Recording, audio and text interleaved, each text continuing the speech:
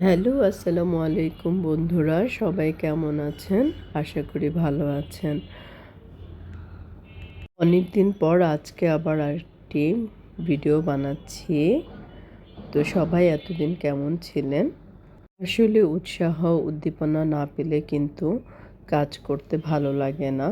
তো এজন্যই কাজের গতিটা অনেকটাই কমে গিয়েছে। আর আমিও একটু অসুস্থ ছিলাম, সেজন্য ভিডিও বানাতে পারিনি।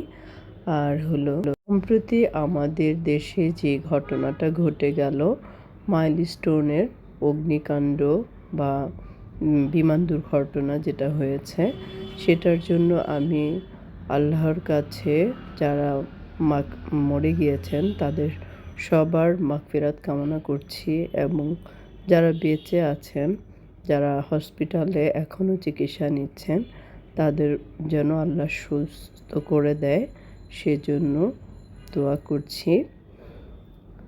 আজকে আমি চিজ দিয়ে একটি চপ বানাবো এবং মাঝখানে দিয়ে দিব হচ্ছে সসেস।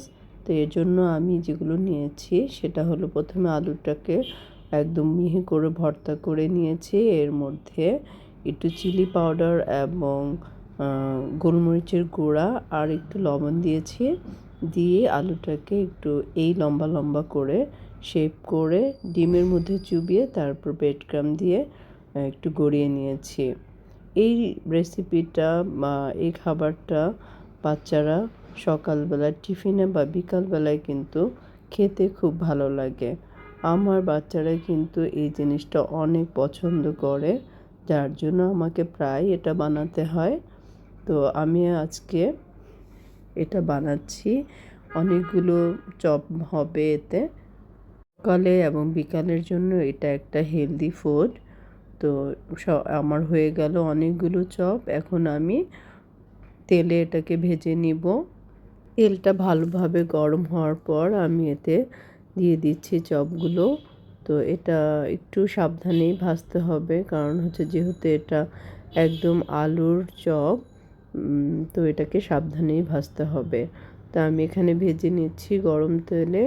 প্রায় 5 মিনিটের মতো এটা ভাজবো। ভেজে তারপর আমি তুলে নিব। একটু লালচে কালার হলেই এখানে আমি তুলে নিব।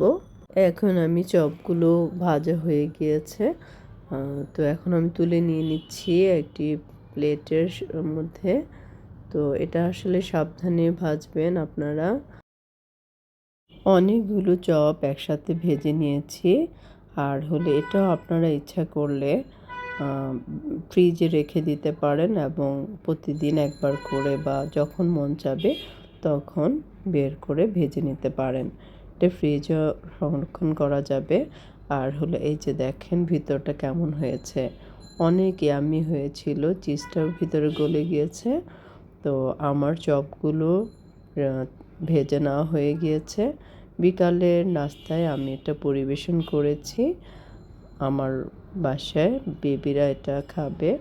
তো তারা প্রায় সময় এই নাস্তাটা খুব বেশি পছন্দ করে, যার জন্য আমি এই রেসিপিটা প্রায় করে থাকি। কেমন হয়েছে বলবেন সবাই, আর সবাই আমার জন্য দোয়া করবেন। Thanks for watching the video. আল্লাহ হাফেজ। সবাই ভালো থাকবেন এবং সুস্থ থাকবেন। আর আমার ভিডিওকে লাইক কমেন্ট দিতে ভুলবেন না। আল্লাহ হাফেজ।